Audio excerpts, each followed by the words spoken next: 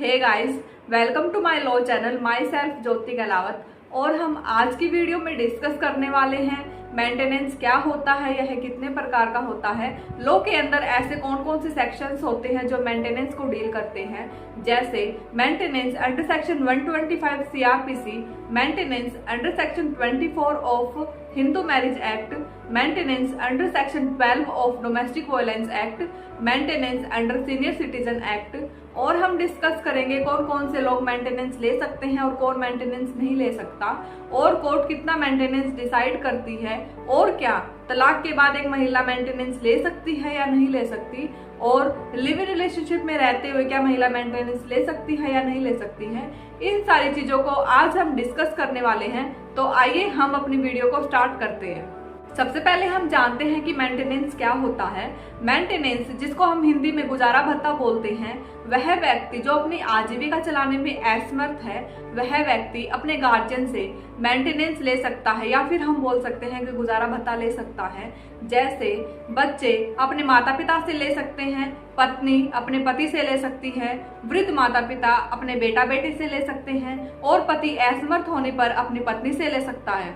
Maintenance 3 प्रकार का होता है: एड मेंटेनेंस, इंटीरियम मेंटेनेंस और मेंटेनेंस। जो हमारा पहला टाइप ऑफ मेंटेनेंस है वो है एड मेंटेनेंस। एड मेंटेनेंस वो मेंटेनेंस है जब कोई व्यक्ति कोर्ट के अंदर केस करता है तो उस केस की पहली और दूसरी सुनवाई पर ही बिना किसी बड़ी बहस के और बिना केस का रिप्लाई लिए और सुने बिना कोर्ट के द्वारा बांध दिया जाता है।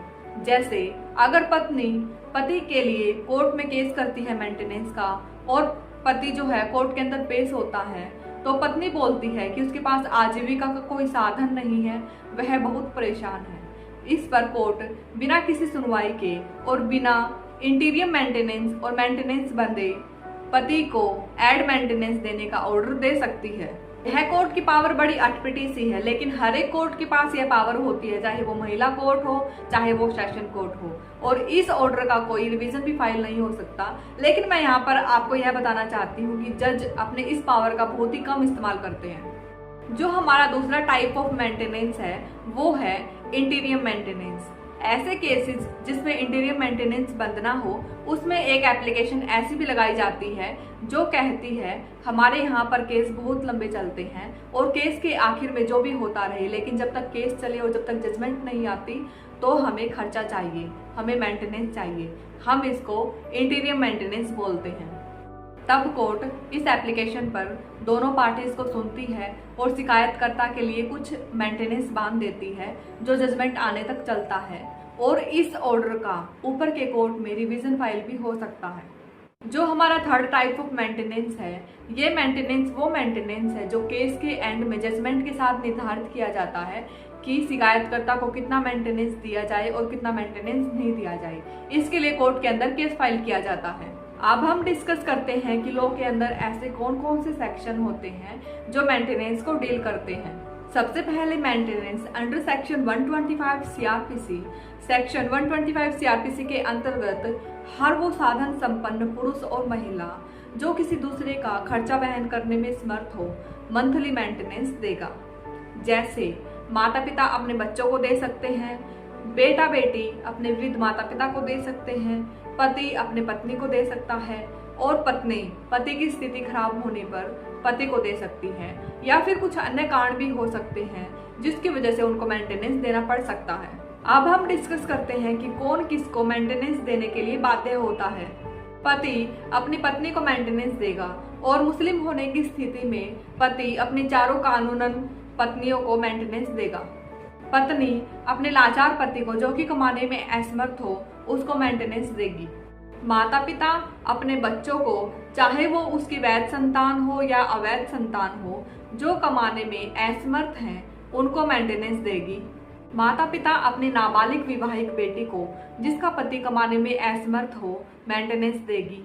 पिता अपनी कुंवारी बेटी को जिसकी शादी नहीं हुई है खर्चा देगा, लेकिन पिता जब तक ही खर्चा देगा जब तक उस बेटी की शादी नहीं हो जाती। माता पिता अपने नाबालिग विवाहित बेटे को खर्चा देंगे बेटा व बेटी अपने माता पिता को खर्चा देंगे। ऐसी स्थिति में जब आपके माता पिता बूढ़े व लाचार हो चुके हैं और उनके पास कमाई का कोई साधन नहीं है, या फिर उनके पास कमाई का साधन है वह बहुत कम है, ऐसी स्थिति में बच्चे बेटा बेटी अपने माता पिता को खर्चा देंगे। अब हम डिस्कस करते हैं कि सेक्शन 125 सीआरपीसी के अंदर मेंटेनेंस लेने के लिए कौन हकदार नहीं है। हिंदू पति होने की स्थिति में पहली पत्नी के रहते हुए दूसरी पत्नी खर्चा नहीं ले सकती। चरित्रहीन पत्नी जो दूसरे पुरुषों के संपर्क में रहती है वह मेंटेनेंस नहीं ले सकती है।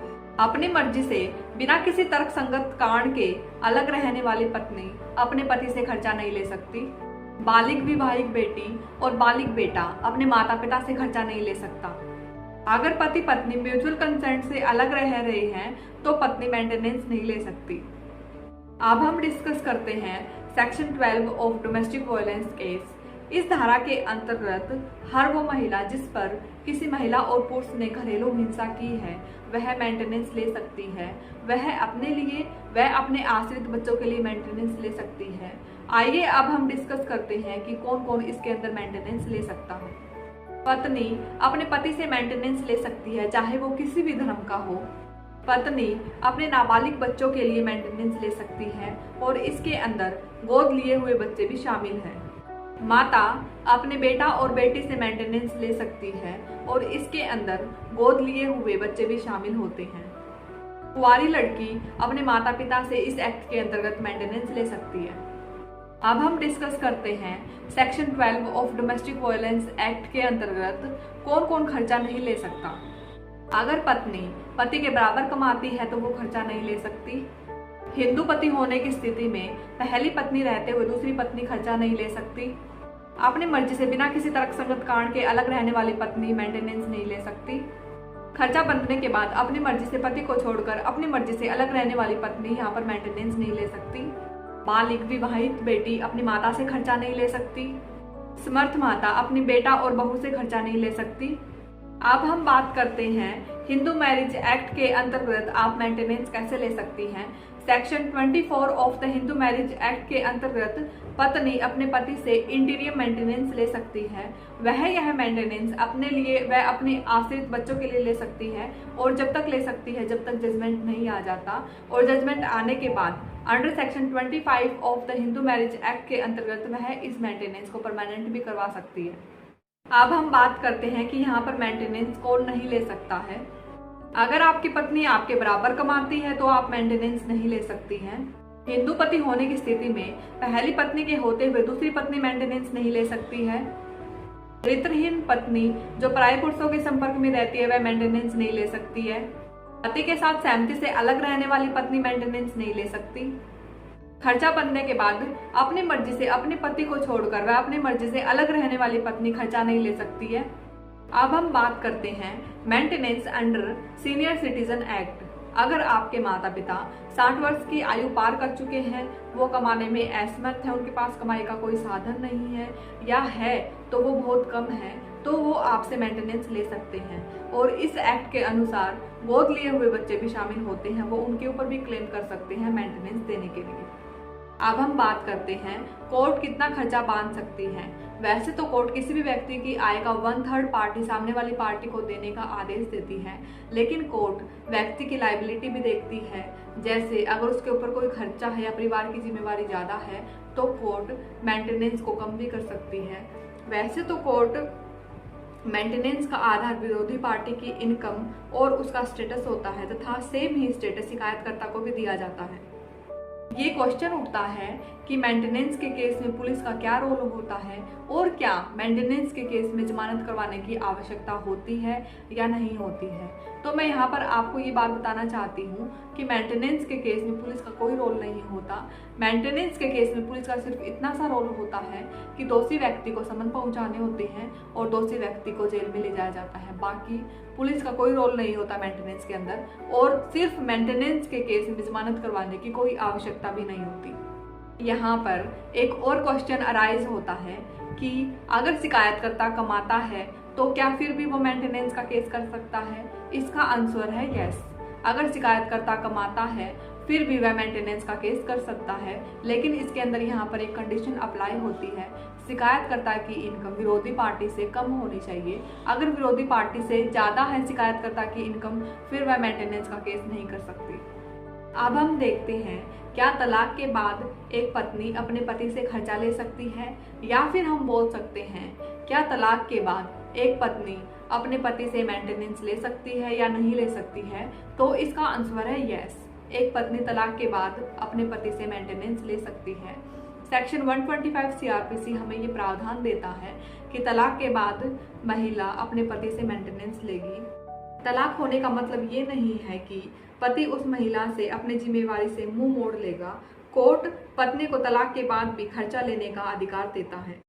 Thank you for watching my channel, और आप हमारे चैनल को लाइक और सब्सक्राइब जरूर कीजिए।